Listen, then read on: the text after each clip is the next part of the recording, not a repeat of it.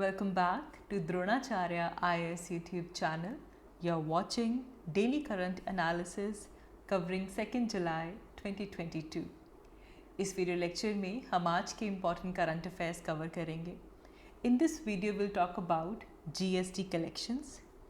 Then we'll talk about Financial Stability Report, followed by Capstone Satellite, and then lastly we'll talk about Financial Services Institutions Bureau. So let's begin with this video. तो चलिए शुरुआत करते हैं. आज का हमारा पहला news article Indian economy point of view से इम्पॉर्टेंट है. It is about GST collections. So June month की GST कलेक्शन अगर हम देखें तो gross goods and services tax was around 1,44,616 crore. And ये जो वैल्यू है this is the second highest collection.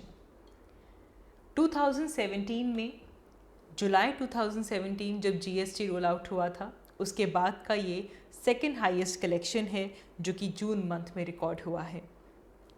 इसे अगर हम लास्ट ईयर कंपैरिजन में देखें तो लास्ट ईयर के कंपैरिजन में इस साल जून मंथ की जो कलेक्शन है वो 55.8% इंक्रीज़ हुई है. तो इस न्यूज़ आर्टिकल को थोड़ा और डिटेल में देखते हैं. So first of all we are talking about the gross GST collection over here. June month की GST कलेक्शन 55.8% इंक्रीज़ हो चुकी है. And as we just said this is the second highest level of collection since July 2017's roll out of the GST. Second highest. तो अगर ये second highest है तो highest collection कब रिकॉर्ड हुई थी?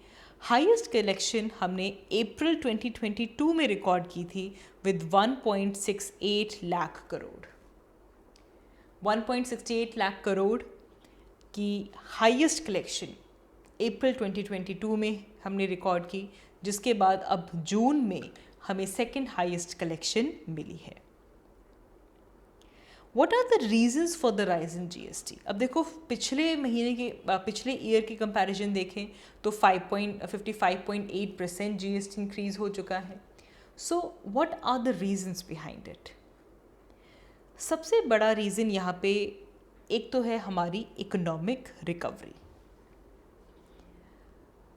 इकोनॉमिक रिकवरी के साथ साथ हमारी जो डोमेस्टिक कंजम्पशन है वो बढ़ रही है. अब इसकी वजह से क्या हुआ, इकोनॉमिक रिकवरी हमें कैसे पता चलेगा? जो टोटल ई-वे बिल्स जनरेट हुए हैं in the month of June that were higher. तो ई-वे बिल भी बढ़ रहा है तो ये भी कहीं ना कहीं हमें शो कर रहा है कि yes the business activity is recovering at a faster pace. इसी के साथ साथ हमने सबसे इम्पॉर्टेंट जो इंक्रीज़ हुआ है because that is on the back of the anti evasion activity. Specially जो फेक बिलर्स हैं उनके अगेंस्ट जो एक्शंस लिए गए हैं, एंटी इवेजन मेजर्स जो लिए गए हैं along with the economic activity, this is the main reason. And यहाँ पे इन्फ्लेशन का इम्पैक्ट भी आ जाता है जिसकी वजह से as compared to the previous year we are seeing such a sharp increase in the collection. Inflation का भी यहाँ पे important role है. Then the important question comes is what is GST? GST है क्या? तो देखिए इसको आप काफ़ी डिटेल में इकोनॉमी की क्लासेस में पढ़ते हैं, लेकिन इस वीडियो में हम एक ओवरऑल ओवरव्यू देखेंगे हमारे गुड्स एंड सर्विसेज टैक्स का. तो पहली चीज़ goods and services tax 101 constitutional amendment act 2016 के बाद इसे इंट्रोड्यूस किया गया था. This is the biggest indirect tax reform in our country and इसे इंट्रोड्यूस किया गया था with the slogan of one nation one tax. One nation one tax, क्योंकि GST की वजह से जितने भी हमारे इनडायरेक्ट टैक्सेस थे अलग अलग तरह के, जैसे कि एक्साइज ड्यूटी अलग है, ओके वैट अलग है, वैल्यू एडेड टैक्स अलग है, सर्विस टैक्स जा रहा है कहीं पे लग्जरी टैक्स है.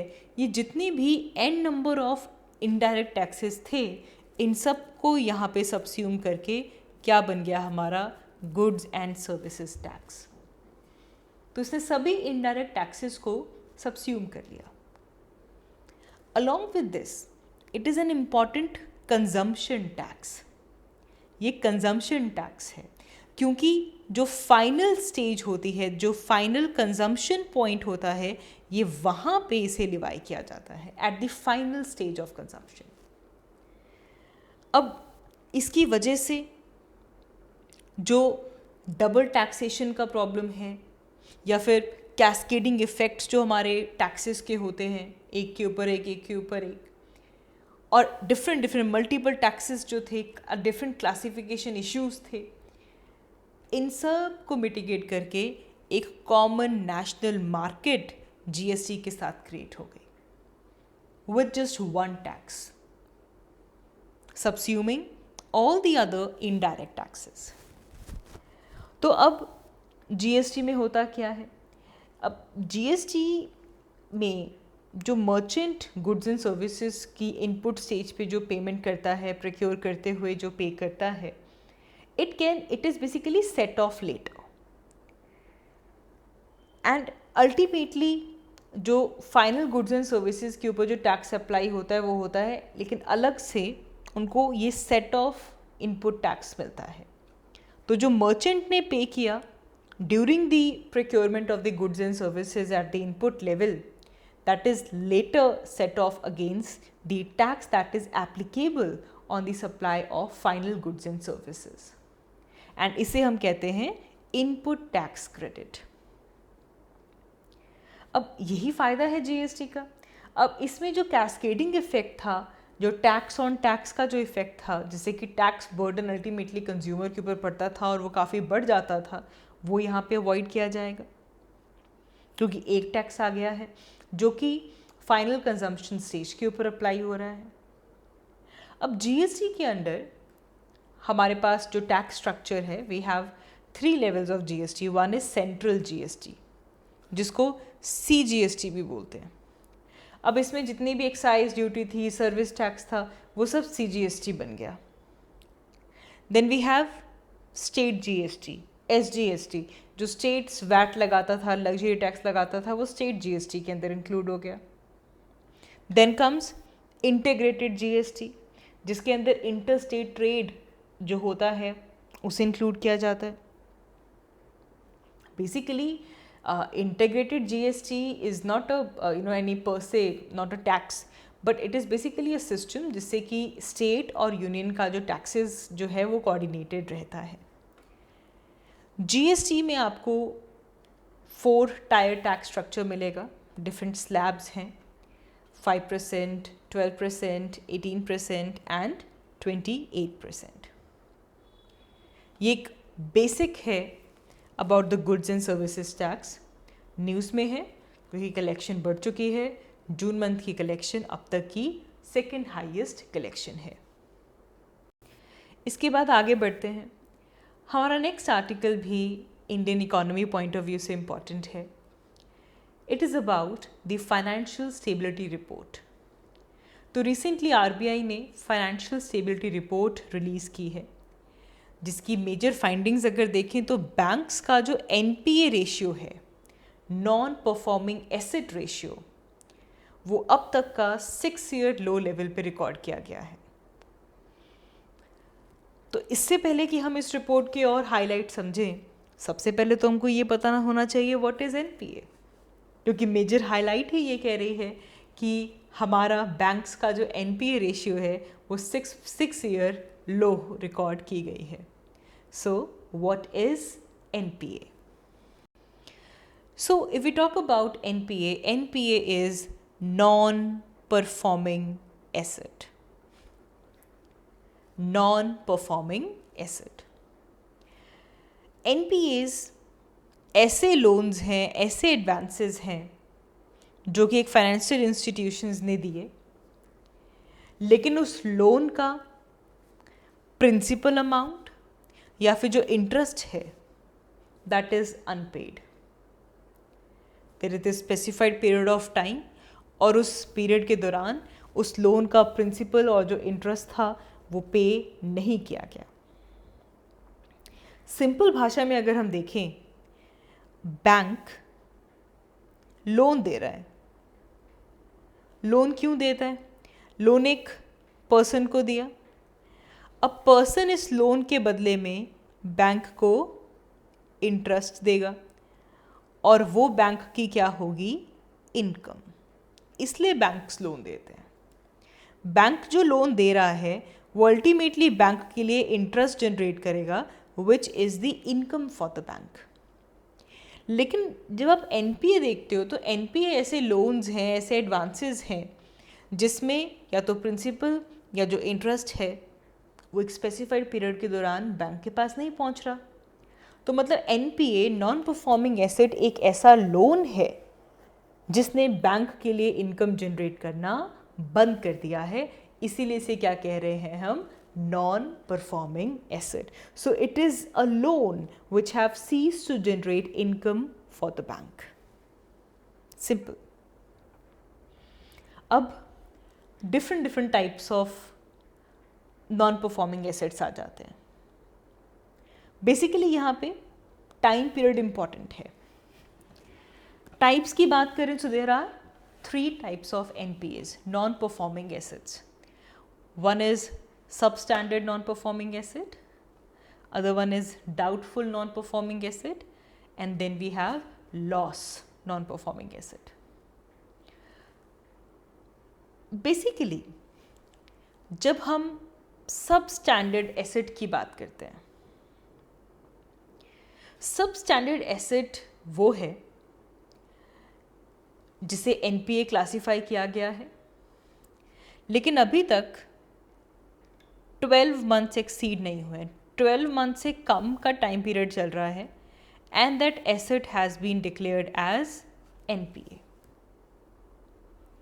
अभी 1 साल नहीं हुआ, 12 मंथ से ज़्यादा नहीं हुआ, 1 साल से ज़्यादा नहीं हुआ, लेकिन वो जो एसेट है उसे एनपीए क्लासिफाई कर दिया। मतलब इनकम जनरेट नहीं कर रहा था बैंक के लिए, और ऐसा करते करते उसे सब स्टैंडर्ड एसेट कह दिया गया। 12 महीने से ज़्यादा अभी नहीं हुआ है। जैसे ही 12 मंथ्स का टाइम शूट हो गया, एक्सीड हो गया, तब वो सब स्टैंडर्ड एसेट बन जाता है डाउटफुल एसेट। डाउटफुल एसेट वो है जो कि more than 12 months period of time के लिए एनपीए रहे, उसे हम कहते हैं डाउटफुल एसेट। अल्टीमेटली आ जाता है हमारे पास लॉस एसेट।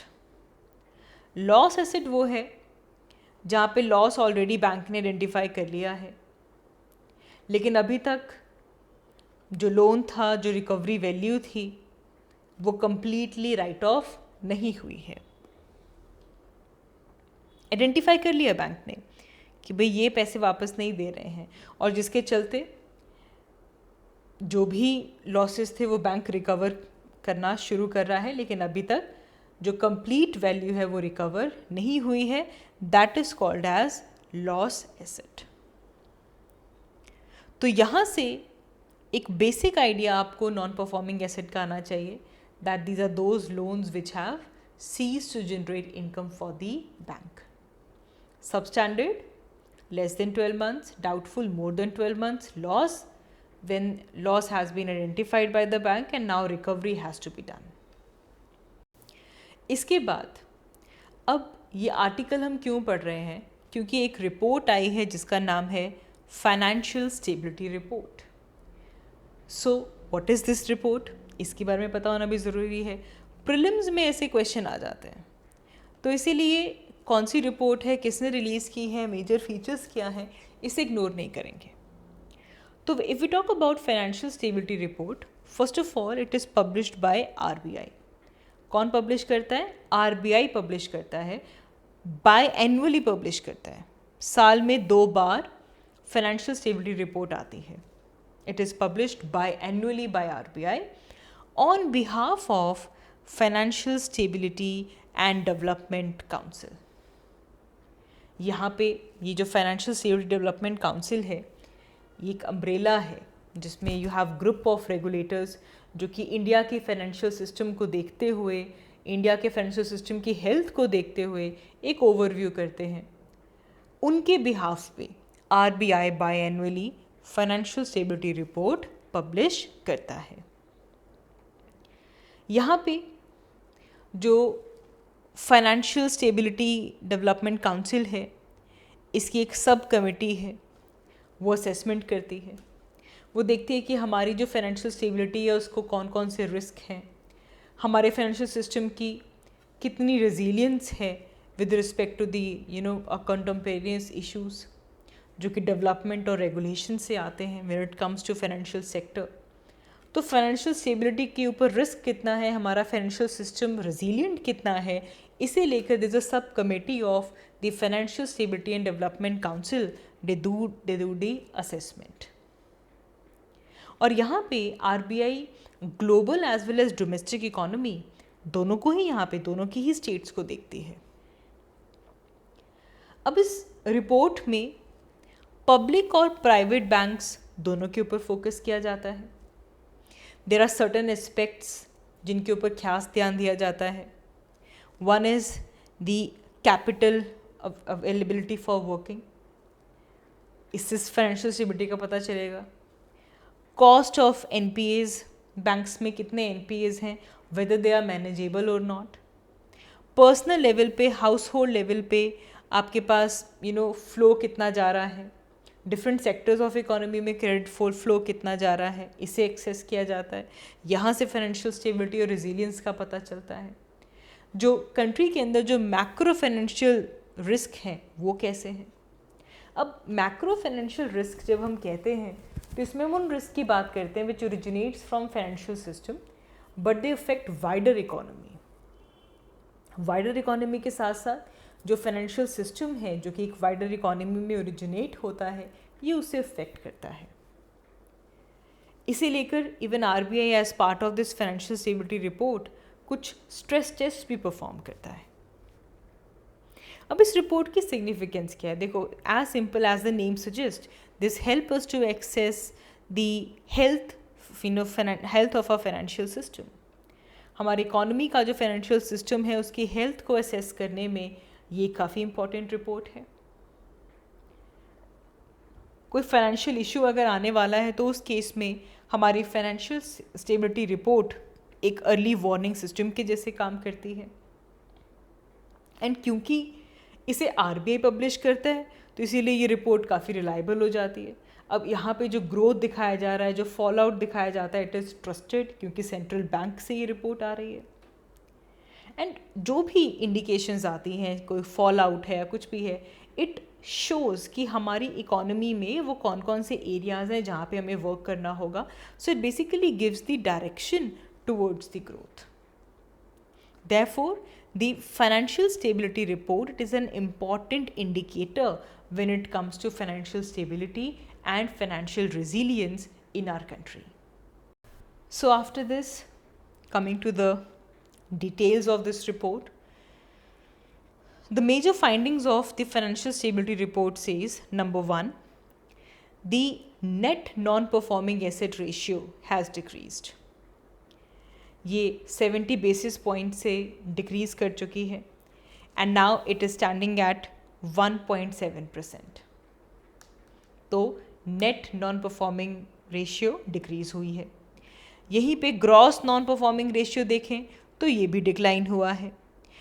2021 में ये 7.4% था और अब ये डिक्लाइन होके 5.9% पे पहुंच चुका है। Then this is the 6-year low जो कि हमने सबसे पहले बात की।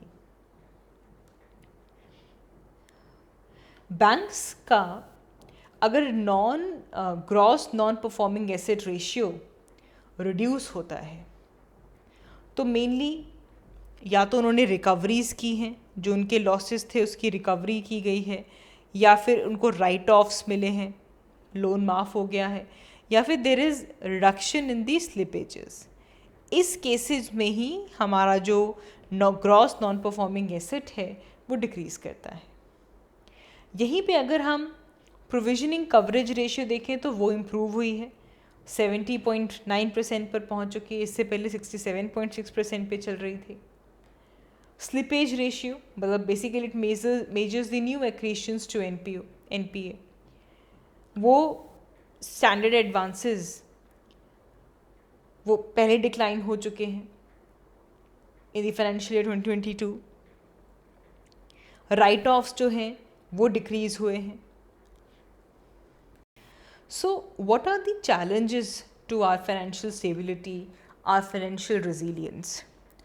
नाउ अगर हमारी जो मैक्रो इकोनॉमिक एनवायरनमेंट जो कंडीशंस हैं वो अगर वर्सन अप होती हैं तो इससे हमारी जो मीडियम या फिर जो सीवियर स्ट्रेस सिनेरियो है हमारे ग्रॉस नॉन परफॉर्मिंग एसेट का, ये इंक्रीज़ कर सकता है to 6.2% and 8.3%। Global conditions mainly जो बाकी इमर्जिंग मार्केट इकोनॉमीज़ हैं या फिर कुछ एडवांस्ड इकोनॉमीज़ भी, they are facing significant spill over from the global conditions. उससे डोमेस्टिक इकोनॉमी के ऊपर असर पड़ रहा है। यहाँ पे जो हमारी फिनटेक है, जो फाइनेंशियल टेक्नोलॉजी इंडस्ट्रीज़ हैं, इनके एडवेंट से भी बैंकिंग सिस्टम काफ़ी न्यू रिस्क से एक्सपोज हो चुका है। It is beyond the prudential issues. They are often interacting with other public policy objectives which are relating to securing, safeguarding the data privacy, cyber security, consumer protection, competition, compliance with anti-money laundering policies. ये सब risk open हो चुके हैं। यहीं पे anti competitive behaviour भी आ जाता है।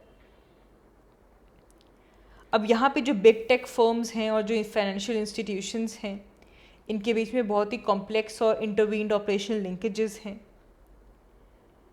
This can lead to concentration and contagion risk and issues, जिससे एक एंटी कॉम्पिटिटिव बिहेवियर जो है वो आता है। यहीं पे जो रेगुलेटर्स हैं, जो सुपरवाइजर्स हैं, वो एक चैलेंज फेस कर रहे हैं कि किस तरह इनोवेशन, फ्रेंडलीनेस और जो रिस्क हैं फाइनेंशियल स्टेबिलिटी के, इसे बैलेंस किया जा सके। एंड देन जो फाइनेंशियल सिस्टम है वो लगातार डिजिटलाइज होता जा रहा है, तो देयरफॉर जो साइबर रिस्क है वो लगातार ग्रो हो रहा है। इसको लेकर एक स्पेशल अटेंशन की ज़रूरत है। तो अकॉर्डिंग टू दिस रिपोर्ट, हमारे बैंक्स और हमारे जो नॉन बैंकिंग फाइनेंशियल इंस्टीट्यूशंस हैं, they have good amount of capital buffers.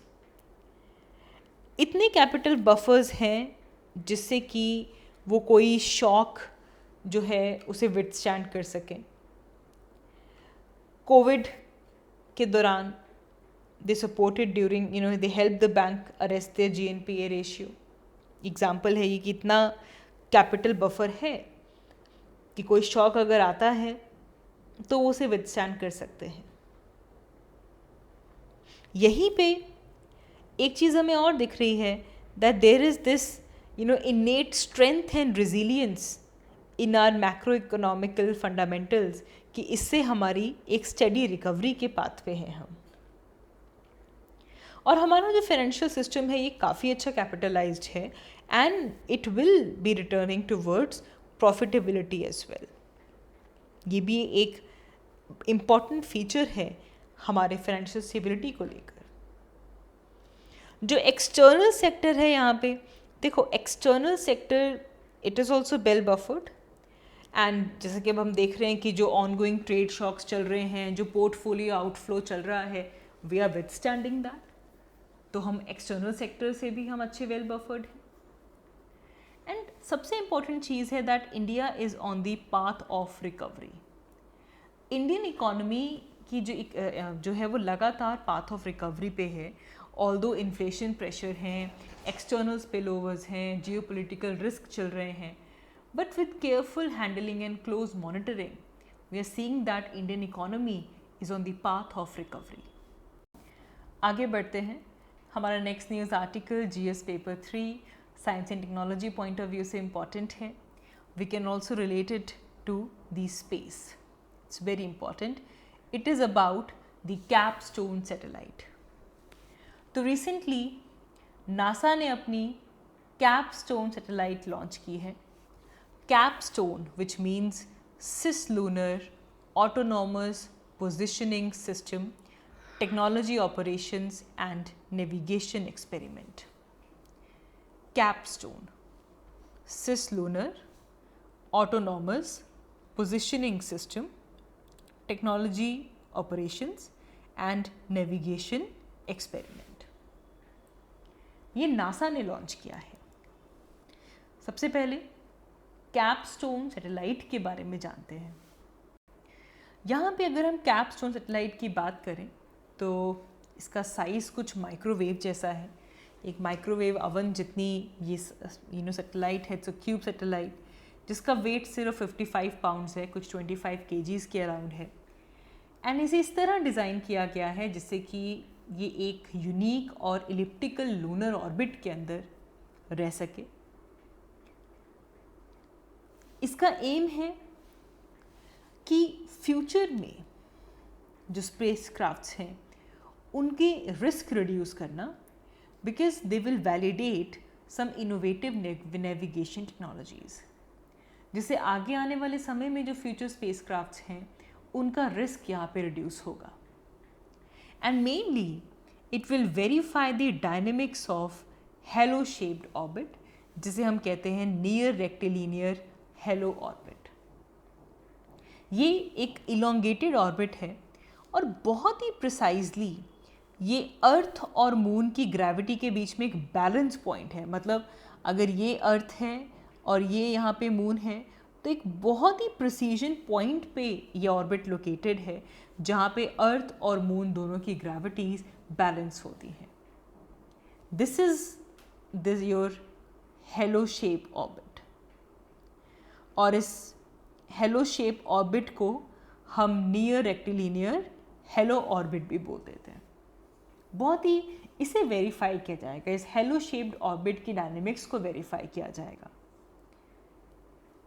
अब यहाँ से जो एक्सपीरियंस गेन होगा उसे बाकी जो डेडिकेटेड लॉन्चेस हैं क्यूब सैटेलाइट्स के beyond the low earth orbit to the moon and beyond, इस एक्सपीरियंस को, इस नॉलेज को वहाँ पे यूज़ किया जाएगा. Therefore if you look at the mission of this objective, that is the mission. ये जो cislunar near rectilinear halo orbit है इसकी कैरेक्टरिस्टिक्स को वेरीफाई करना, फ्यूचर के लिए कुछ नेविगेशन डायरेक्शंस लेकर आना. It will demonstrate how to enter and maintain the unique in this unique orbit. इससे मून के आसपास जाने के लिए हमें एक बहुत ही एफिशिएंट पाथ हमें मिल जाएगा. Spacecraft to spacecraft navigation service को ये डेमोन्स्ट्रेट करेगा जिससे कि फ्यूचर में जो स्पेसक्राफ्ट्स हैं वो अपनी लोकेशन डिटरमाइन कर पाएंगे relative to the moon. Instead कि वो अर्थ के रिस्पेक्ट में अपनी लोकेशन ट्रैक करें, अब वो अपनी लोकेशन मून के रिस्पेक्ट में ट्रैक कर सकते हैं. जिससे spacecraft to spacecraft navigation service आ जाएगी.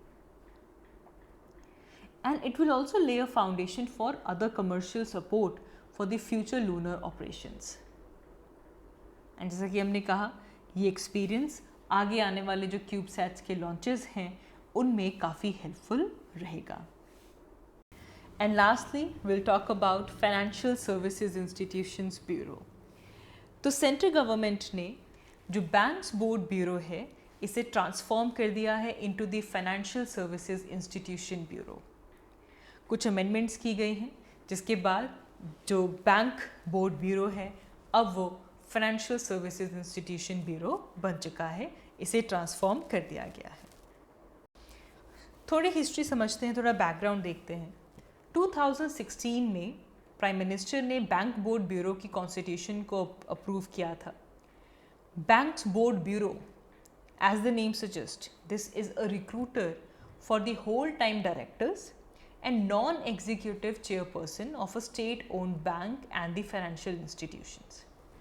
जो भी state-owned banks हैं, financial institutions हैं, उनका जो बैंक बोर्ड है, it's a recruiter for that, जिसमें डायरेक्टर्स, नॉन एग्जीक्यूटिव चेयरपर्सन्स, इन सबको रिक्रूट किया जाता है।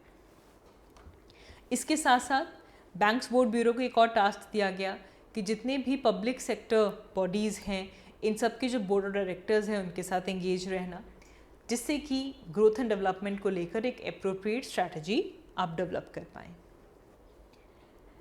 जो जनरल मैनेजर्स की सिलेक्शन के लिए गाइडलाइंस हों या फिर जो public sector general insurance companies हैं उनके डायरेक्टर्स हों, all of these have been made part of now the financial services institution bureau. पहले जो बैंक बोर्ड ब्यूरो था, अब वो फाइनेंशियल सर्विसेज इंस्टीट्यूशन ब्यूरो बन गया।